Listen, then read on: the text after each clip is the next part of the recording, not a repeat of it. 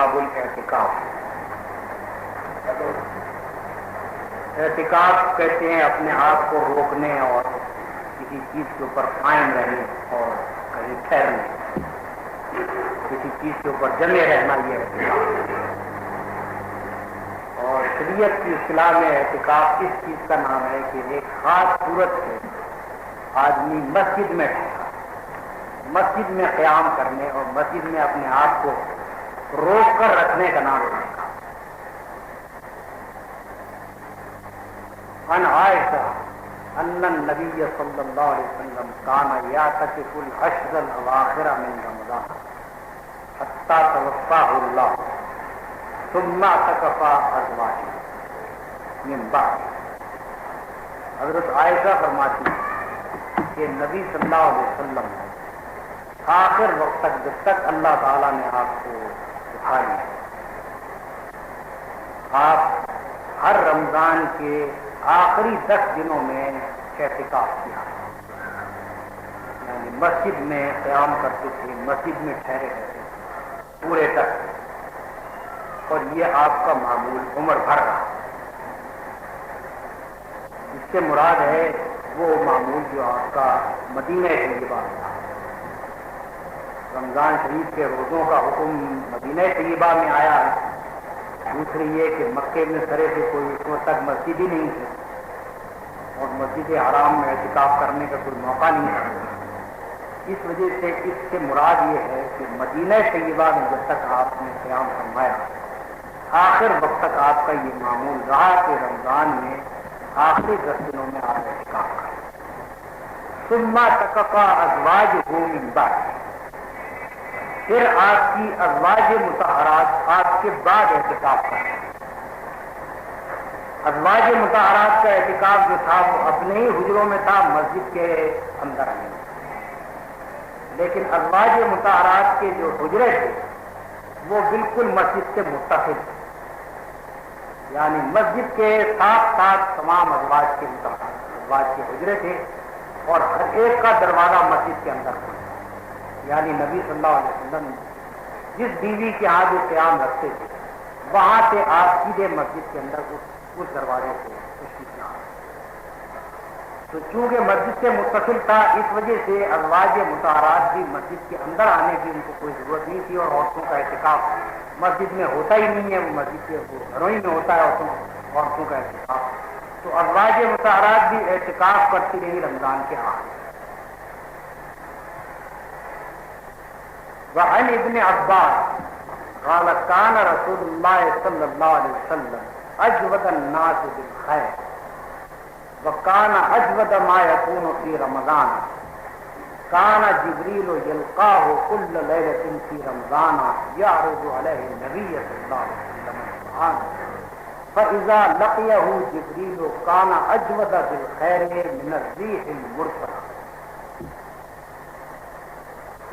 حضرت ابن عباس کہتے ہیں کہ رسول اللہ صلی اللہ علیہ وسلم ویسے ہی معمولاً تمام انسانوں سے زیادہ فیاض تھے بھلائی کے معاملے، یعنی ہر طرح کی بھلائی نہایت کھلے دل سے ہر وقت کرتے ہیں۔ وَكَانَ أَجْوَدُ مَا يَكُونُ فِي رمضان، اور خاص طور پر رمضان میں آپ بے انتہا فیاض ہیں۔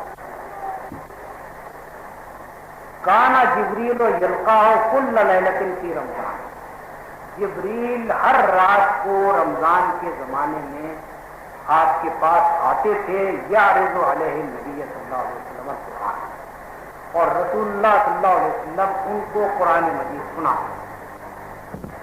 یعنی رمضان میں گویا ایک ریفریشر کورس ہوتا ہے۔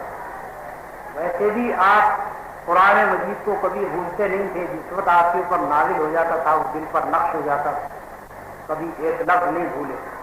لیکن پھر بھی رمضان کے زمانے میں جس مہینے میں کہ جبریل قرآن مجید لائے تھے، اس مہینے میں نبی صلی اللہ علیہ وسلم کے پاس جبریل آتے تھے، اور جتنا اس وقت تک قرآن نازل ہو چکا ہوتا تھا وہ سارا رسول اللہ صلی اللہ علیہ وسلم ان کو سناتے تھے۔ فَإِذَا لَقِيَهُ جِبْرِيلُ كَانَ أَجْوَدَ بِالْخَيْرِ مِنَ الرِّيحِ الْمُرْسَلَةِ، جب جبریل آپ سے ملتے تھے تو رسول اللہ صلی اللہ علیہ وسلم کا حال ایسا ہو جاتا تھا کہ آپ ایسے پیام ہو جاتے تھے جیسے کہ ہوا چلنے والی، کہ کہیں رکنے والی نہیں ہے، جب ہوا چھوڑ دی جائے اور چل پڑے وہ تو اس وقت پھر ہر چیز کے اوپر سے وہ گزرتی ہے اور ہر جگہ وہ پہنچتی ہے۔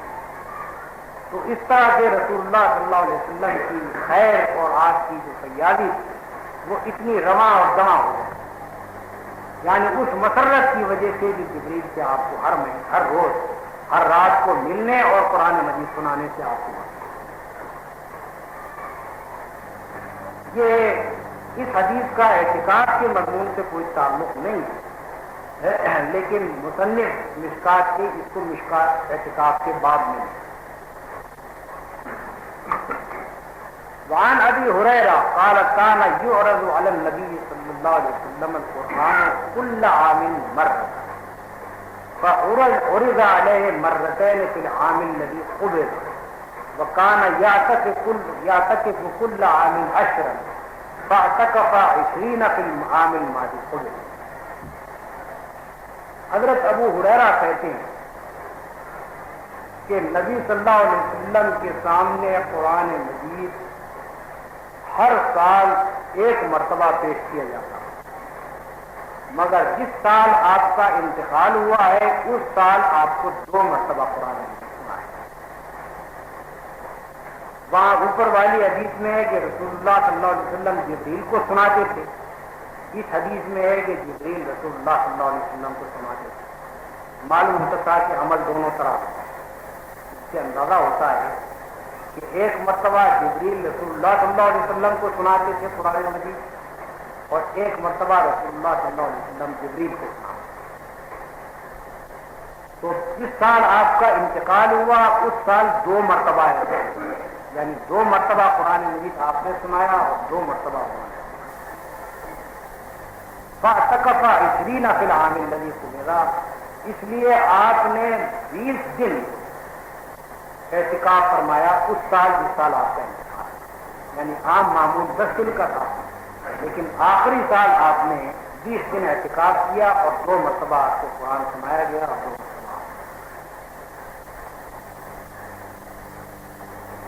وعن عائشہ قالت كان رسول اللہ صلی اللہ علیہ وسلم اذا اعتکف ادنى الی رأسہ وهو في المسجد فأرجله وكان لا يدخل البيت الا لحاجة الانسان۔ حضرت عائشہ فرماتی ہیں کہ رسول اللہ صلی اللہ علیہ وسلم جب اعتکاف کی حالت میں ہوتے تھے تو مسجد میں بیٹھے بیٹھے آپ اپنا سر حجرے میں میری طرف بڑھا دیتے اور میں آپ کے بال درست کر دیا کرتا۔ وَكَانَ لَا يَدْخُلُ الْبَيْتَ إِلَّا لِحَاجَةِ الْإِنسَانِ، اور آپ گھر میں داخل نہیں ہوتے تھے مگر انسان کی جو خاص حاجت ہے، یعنی پیشاب کا حاجت الانسان سے مراد وہ ناگزیر حاجت کے جس کے لیے مسجد سے نکلنے کے سوا کوئی چارہ نہیں ہے، کیونکہ مسجد میں رفع حاجت نہیں کی جا سکتی، اس لیے صرف اس کی خاطر آپ مسجد سے باہر نکلیں۔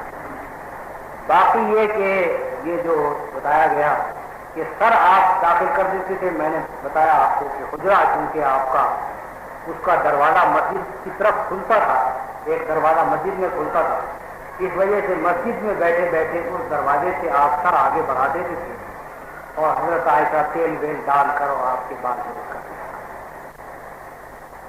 معلوم ہوا کہ اگر آدمی سر نکال دے صرف دروازے سے اس سے وہ مسجد سے باہر نہیں ہے، مسجد سے باہر اس وقت ہوگا جب کہ قدم باہر نکالے۔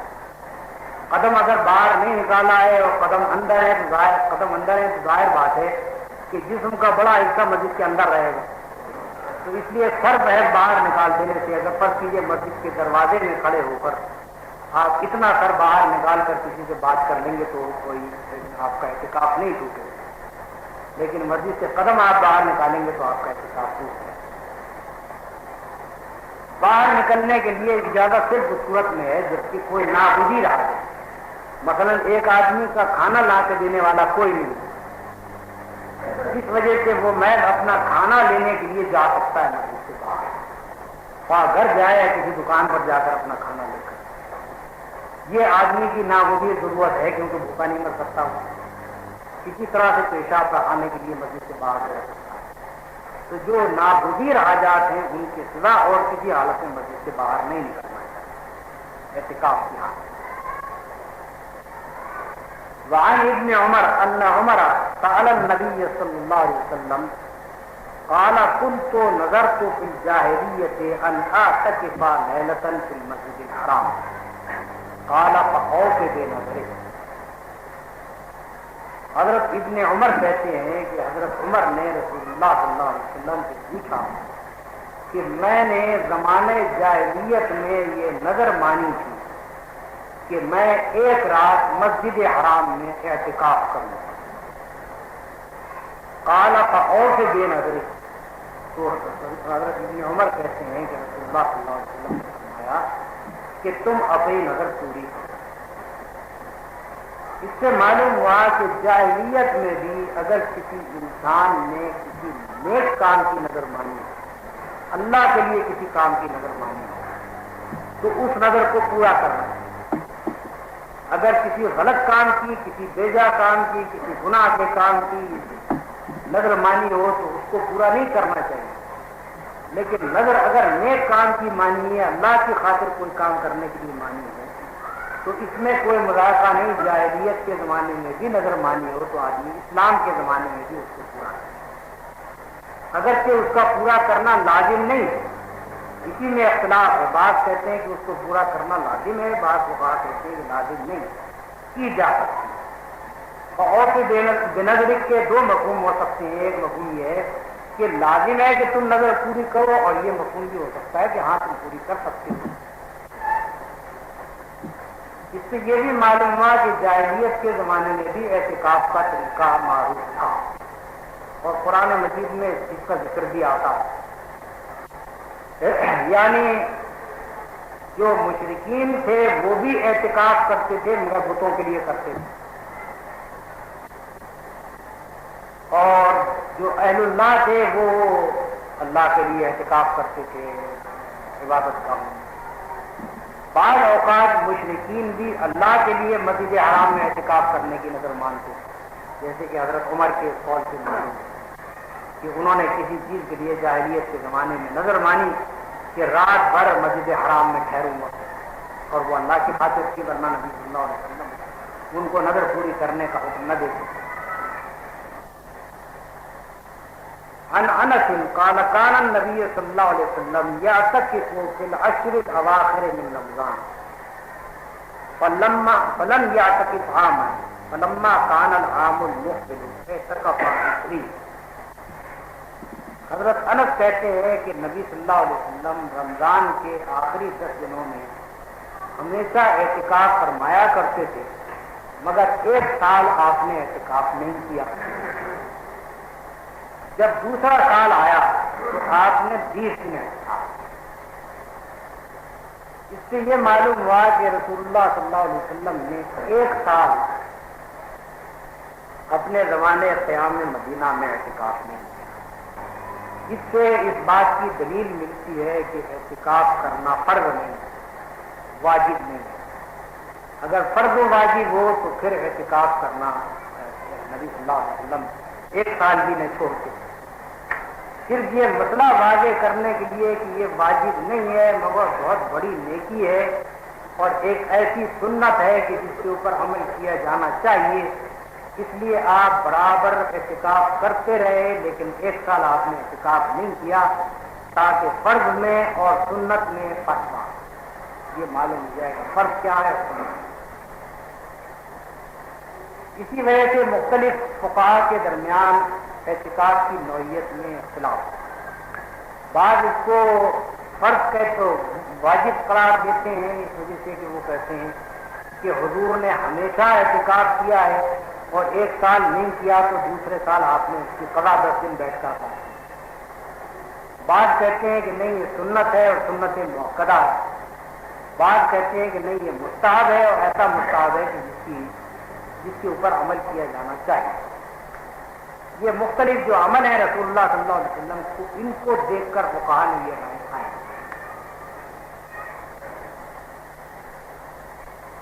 عن عائشہ قالت کان رسول اللہ صلی اللہ علیہ وسلم اذا اراد ان یعتکف صلی الفجر ثم دخل فی معتکفہ.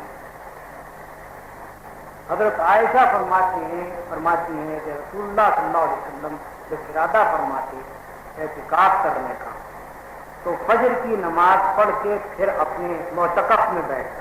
معتکف سے مراد ہے وہ جگہ جو آدمی اپنے اعتکاف کے لیے مسجد میں بنا دیتا. مسجد میں ایک طرح سے ایک پردہ سا لٹکا کر آدمی اپنے لیے اس میں خلوت پیدا کر لیتا ہے, اس کو معتکف کہتے ہیں, یعنی وہ جگہ جہاں آدمی اعتکاف کرے. وہ کہتی ہیں کہ فجر کی نماز پڑھ کر آپ داخل ہو جائیں. یہ اس حدیث سے استدلال کیا ہے امام اوزاعی اور امام ثوری وغیرہ نے. وہ کہتے ہیں کہ اعتکاف کی ابتدا فجر کے وقت. بعض دوسری احادیث میں جن سے معلوم ہوتا ہے کہ اعتکاف کی ابتدا مغرب کے وقت سے ہوتی ہے. یعنی اگر آپ 30 تاریخ سے اعتکاف میں بیٹھنا چاہتے ہیں تو 19 تاریخ کو مغرب کی نماز کے بعد آپ اعتکاف میں بیٹھیں. ائمہ اربعہ اسی بات کے قائل اور ان کی دلیل دوسری آتی ہے. لیکن جو اس بات کے قائل ہیں کہ نہیں 20 تاریخ کی فجر سے شروع ہوگی, وہ اس حدیث سے استدلال ہے. وعنہا قالت کان النبی صلی اللہ علیہ وسلم یعود المریض وهو معتکف فیمر کما ہوا فلا یعرض یسألها. حضرت عائشہ فرماتی ہے کہ نبی صلی اللہ علیہ وسلم مریض کی عیادت کر لیتے تھے اعتکاف کی حالت. بس آپ سیدھے مریض کے پاس جاتے تھے بغیر کہیں ٹھہرے یا کسی طرف مڑے یا کسی کام کے لیے رکے, اور جا کر صرف اس سے پوچھ کر اس کی خیریت پوچھ کر واپس آتا. آگے ایک حدیث آتی ہے کہ اعتکاف میں عیادت بھی نہیں کی جا سکتی, اور وہ بھی حضرت عائشہ کی روایت ہے. اور یہاں حضرت عائشہ کی روایت یہ ہے کہ آپ عیادت کرتے تھے. اس سے معلوم ہوا کہ عیادت کی 2 حالتیں ہیں. ایک حالت یہ ہے کہ کوئی معمولی بیماری کسی آدمی کو ہے جس میں کوئی خطرہ نہیں, کوئی پریشانی کی بات نہیں ہے. معلوم ہوا کہ کسی کو بخار آ گیا ہے تو اعتکاف کی حالت میں اس کے عیادت کے لیے آپ نہیں تھے. اگر معلوم ہوا کہ بہت سخت بیمار ہے آدمی اور تشویش کے قابل حالت ہے تو اس حالت میں آپ عیادت کے لیے جائیں. اس سے دونوں حدیثیں جمع. وعنہا قالت السنۃ علی المعتکف اللہ یعود مریضا ولا یشہد جنازۃ ولا یمس المرأة ولا یباشرها ولا یخرج لحاجۃ الا لما لا بد منه ولا اعتکاف الا بالصوم ولا اعتکاف الا فی مسجد جامع. حضرت عائشہ فرماتی ہے کہ اعتکاف کے معاملے میں سنت یہ ہے کہ نہ مریض کی عیادت کی جائے, نہ آدمی جنازے میں جائے, نہ عورت کو ہاتھ لگائے یا اس کے ساتھ جسم مس کرے. ولا یخرج لحاجت, اور نہ کسی حاجت کے لیے مسجد سے نکلے الا لما لا بد منہ, بجز اس حاجت کے جس کے لیے نکلنے کے سوا کوئی چارہ کار نہ ہو. ولا اعتکاف الا بالصوم, اور کوئی اعتکاف روزے کے بغیر نہیں. ولا اعتکاف الا فی مسجد جامع, اور کوئی اعتکاف نہیں ہے مگر مسجد جامع میں. اس میں حضرت عائشہ نے جو احکام بیان کیے ہیں اعتکاف کے, وہ یہ ہے کہ مریض کی عادت نہ کرے. اوپر کے حدیث سے معلوم ہوا کہ عام حالت میں مریض کی عادت نہ کرے, جنازے میں نہیں جائے گا اور عورت کے قریب نہیں جائے گا. لیکن اوپر والی جو پہلے حدیث گزر چکی ہے اس میں حضرت عائشہ فرماتی ہے کہ میں آپ کے بال ٹھیک کر دوں. تو اس سے یہ معلوم ہوا کہ رسول اللہ صلی اللہ علیہ وسلم نے حضرت عائشہ کو تو ہاتھ لگانے کی اجازت دی مگر خود ان کو ہاتھ نہیں. لیکن دوسرے کی جسم کے ساتھ یہ معاملہ نہیں ہو سکتا ہے، اس لیے کہ دوسرے کا گھر مسجد کے ساتھ اس طرح سے ہے نہیں جس طرح سے کہ نبی صلی اللہ علیہ وسلم کا تھا۔ اس وجہ سے یہاں وہی صورت رہے گی کہ جو معلوم معروف ہے۔ دوسرے اس کے ساتھ یہ معلوم ہوا کہ روزے کے بغیر اعتکاف نہیں ہے۔ یہ نہیں ہو سکتا کہ آدمی روزے سے نہیں ہے مگر مسجد میں اعتکاف میں بیٹھا ہوا۔ اعتکاف روزے کے ساتھ ہونا چاہیے۔ آخری چیز جو حضرت عائشہ کہتی ہیں وہ یہ ہے کہ اعتکاف نہیں ہے مگر مسجد جامع ہے۔ اس میں اختلاف پیدا ہوا ہے کہ اس کا مطلب کیا ہے۔ بعض لوگوں نے اس کا مطلب یہ سمجھا ہے کہ اس مسجد میں ہی اعتکاف ہو سکتا ہے جس مسجد میں جمعہ قائم کیا جائے، جمعے کی نماز جس مسجد میں ہوتی ہے اس میں کیا جائے۔ اس سے اختلاف کر کے فقہا کا ایک گروہ یہ کہتا ہے کہ نہیں، ہر مسجد میں ہو سکتا ہے۔ لیکن ایک معنی اس مسجد جامع کی یہ ہے کہ وہ مسجد کے جس کے اندر جماعت ہوتی ہو، یعنی کوئی ایسی ویران مسجد جا کر آپ تلاش کر کے اعتکاف میں نہ بیٹھ جائیں جہاں کوئی آنے والا نہیں ہے، کیونکہ اس صورت میں آدمی اکیلے ہی نماز پڑھتا رہے گا، جماعت کی نماز سے تو محروم ہو گیا۔ تو اعتکاف کی نیکی تو ہوئی، جماعت کی نماز چھوٹ گئی۔ تو مسجد جامع سے مراد وہ مسجد لی جائے اگر کہ جس کے اندر جماعت ہوتی ہو، تو پھر کوئی اختلاف کی گنجائش باقی نہیں، اس لیے کہ ویران مسجدوں میں اعتکاف کرنے کا کوئی بھی قائل نہیں۔ عن ابن عمر عن النبی صلی اللہ علیہ وسلم انہ کان اذا اعتکف طرح له فراشه اور یوضع له سریره وراء اسطوانۃ التوبہ۔ حضرت ابن عمر کہتے ہیں کہ نبی صلی اللہ علیہ وسلم جب اعتکاف کا ارادہ فرماتے تھے تو یا تو آپ کے لیے بستر بچھا دیا جاتا تھا یا آپ کے لیے آپ کا شریر چارپائی جس کے اوپر آپ آرام فرماتے تھے وہ بچھا دی جاتی تھی، وراء اسطوانۃ التوبہ، توبہ والے ستون کے پاس۔ وہ اب تک توبہ والا ستون موجود ہے مسجد نبوی میں، اس کے اوپر لکھا ہوا ہے اسطوانۃ توبہ۔ اس کا قصہ یہ ہے کہ حضرت ابو لبابہ سے ایک غلطی ہو گئی، یعنی انہوں نے جس وقت رسول اللہ صلی اللہ علیہ وسلم نے ان کو بھیجا بنی قریظہ کے پاس بطور سفیر کے، تو انہوں نے گردن کے اوپر ہاتھ پھیر کر اشارتاً ان کو یہ بتا دیا کہ اب تمہیں قتل کرنے کا فیصلہ ہے۔ یہ ایک ایسی چیز تھی کہ جو گویا ایک فوجی اور جنگی راز دشمنوں پر ظاہر کرنے کی ہم مانی، اس کے اوپر سخت گرفت کی گئی۔ حضرت ابو لبابہ کو بعد میں احساس ہوا کہ میں نے ایک جس کو کہتے ہیں غداری کا فعل کر ڈالا، کہ دشمن کو خبردار کر دیا کہ تمہارے ساتھ یہ ہونے والا ہے۔ اس لیے انہوں نے اپنے آپ کو باندھ لیا ایک ستون کے ساتھ مسجد میں، اور کہا کہ جب تک میری معافی نہیں ہوگی اس وقت تک میں اپنے آپ کو نہیں کھولوں گا اور نہ کھاؤں گا اور نہ پیوں گا، یہاں تک کہ بے ہوش ہو کر گر پڑے۔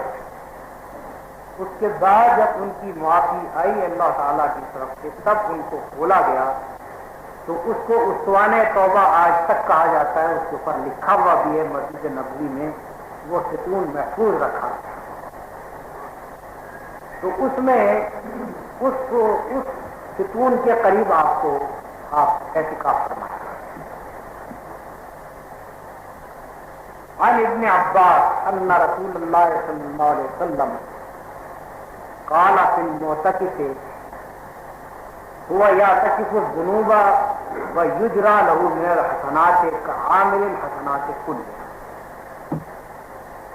ابن عباس کہتے ہیں کہ رسول اللہ صلی اللہ علیہ وسلم نے معتکف کے بارے میں فرمایا کہ وہ چونکہ گناہوں سے رکا رہتا ہے اس لیے اس کے لیے تمام حسنات لکھ دی جاتی ہیں، اس میں ساری نیکی، یعنی رکا ہوا تو ہے وہ گناہوں سے اعتکاف کی وجہ سے، لیکن اللہ تعالیٰ کی طرف سے صرف یہی نہیں لکھا جاتا کہ اس نے وہ گناہوں سے رکا رہا ہے، بلکہ اس کے حق میں تمام نیکیاں لکھی جاتی ہیں. اس دوران میں وہ یہ نیکی کرتا اگر باہر، یہ نہیں لکھا جاتا کہ اگر باہر رہتا مسجد کے تو یہ بدی کرتا، لیکن یہ لکھا گیا ہے کہ اگر باہر رہتا تو یہ نیکی کرتا. یہ اللہ تعالیٰ کا انتہائی فیاضانہ اور انتہائی مربیانہ معاملہ ہے اپنے خلق کے ساتھ، کہ گناہ کے معاملے میں اللہ تعالیٰ کا قاعدہ یہ ہے کہ جب تک آدمی سے دور نہ ہو جائے اس وقت تک وہ لکھا نہیں جاتا، اور جتنا گناہ ہوتا ہے اتنا ہی لکھا جاتا ہے، اس سے زائد کوئی چیز نہیں ہے. لیکن نیکی کے معاملے میں اللہ تعالیٰ کا معاملہ دوسرا ہے. نہ صرف یہ کہ اس نیکی کو لکھا جاتا ہے جو ظاہر ہو آدمی سے صادر ہو، بلکہ اس نیکی کو بھی لکھ دیا جاتا ہے کہ اگر اسے موقع ملتا تو یہ نیکی کرتا. اگر اس کے دل میں نیکی کا ارادہ آیا اور کسی وجہ سے نہیں کر سکا ہے وہ بھی لکھ دی جاتی ہے اس کے ہاتھ. اس طرح سے اگر وہ برائیوں سے بچا رہا ہے تب بھی اس کے حق میں بھلائی لکھی جاتی ہے. یہ معاملہ نیکی کے معاملے میں ہوتا ہے. اس کے اوپر اگر کوئی اعتراض کرے تو اس کے معنی یہ ہے کہ دینے والا اپنی جیب سے دے رہا ہے اور دل آپ کا دکھ رہا ہے. وہ فیاض ہے جتنا چاہے بھی اپنی کا. سوال کیا گیا ہے کیا اعتکاف کی حالت میں مسجد میں رہتے ہوئے کنگھی کرنے کا جواز ہے؟ کیونکہ حضور نے سر نکال کر حضرت عائشہ سے کنگھی کروا لی. جب کوئی فعل رسول اللہ صلی اللہ علیہ وسلم سے ثابت ہو تو بلا وہ صورت کے کہ وہ کسی دلیل سے وہ حضور کے لیے مخصوص قرار دیا جاتا ہے. باقی تمام حالات میں وہ اس بات کی دلیل ہے کہ وہ فعل جائے. یہ ایک سوال ہے کہ واضح فرمائیں کہ کیا معتکف مسجد میں کسی برتن وغیرہ میں تھوک سکتا ہے؟ یہاں تھوک سکتا ہے. اگر کوئی برتن ایسا رکھ لے کہ جس کے اندر تھوکتا رہے تو کوئی مذائقہ نہیں، اس کو ایک کونے میں رکھ دیا جائے، اس کو صاف کیا جاتا رہے. ظاہر بات ہے کہ آپ کے ہاں مسجد میں پانی موجود ہے، ایک آدمی تھوکتا رہے اور اس کے بعد روز اس کو صاف کر لے تاکہ اس کے اندر بو پیدا نہ ہو. دوسرا سوال یہ ہے کیا معتکف اپنے معتکف سے سردی کے زمانے میں مسجد کے فین میں دھوپ میں بیٹھ سکتا ہے؟ کیوں نہیں بیٹھ سکتا؟ مسجد سے باہر نکلنے کی ضرورت نہیں ہے، معتکف سے باہر نکلنے کی ضرورت ہے. معتکف سے آدمی ہر وقت نکل سکتا ہے مسجد کے حدود کے اندر جہاں چاہے گا. یہ ایک رات کا سوال ہے کہ اگر کوئی شخص اعتکاف کے دوران شدید قسم کا بیمار ہو جائے اور وہ روزہ نہ رکھ سکتا ہو لیکن اعتکاف جاری رکھنا چاہے تو اس صورت میں کیا ہو؟ نہیں، اس صورت میں اس کو اعتکاف بھی ختم کر دیں. کیونکہ اگر فرض کیجیے کہ بیماری اور شدت پکڑ گئی مثلا رات کے وقت، اس صورت میں وہ کیا کرے گا؟ ہو سکتا ہے کہ بیماری میں ایسی حالت پیدا ہو جائے کہ قے آنے لگے. تو اس وجہ سے اگر بیماری نے شدت اختیار کر لی ہو تو بہتر یہ ہے کہ روزہ بھی چھوڑے اور اعتکاف بھی ختم.